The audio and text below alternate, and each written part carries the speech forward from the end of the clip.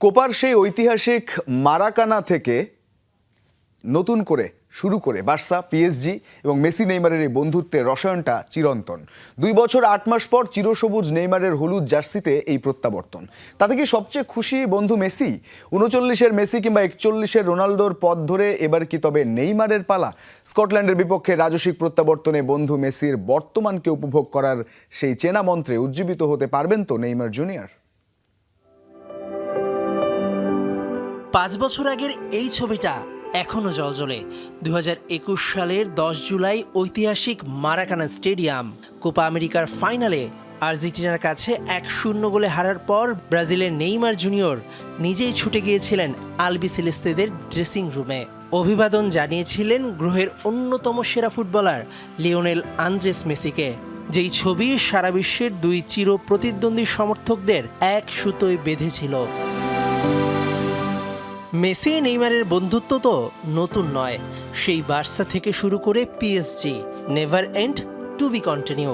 2 বছর 8 মাস 7 দিন বা 981 দিন পর ব্রাজিলের হয়ে সর্বোচ্চ গোলদাতা নেইমারের হলুদ জার্সিতে ফেরার আড়ালে সবচেয়ে খুশি হয়তো বন্ধু মেসি। কোচ কার্লো আনচেলত্তি নাছোড়বান্দা। ইনজুর্ড নেইমারকে যদি খেলাবেনই না তাহলে আনলেন কেন? নেইমার কি শুধুই শোপিস?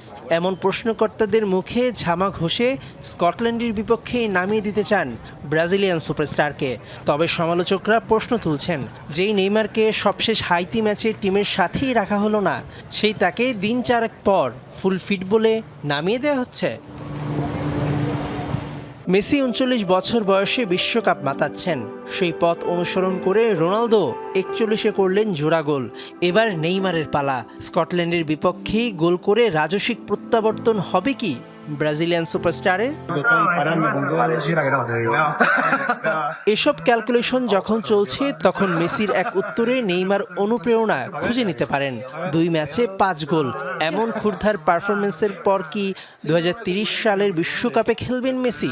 সাংবাদিকদের এমন প্রশ্নের জবাবে মেসি বলেন, 2030 নিয়ে ভাবছি না, আমি বর্তমানকে উপভোগ করছি।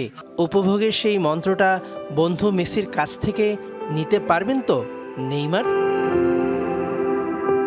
মেহেদি নাইম, যমুনা স্পোর্টস।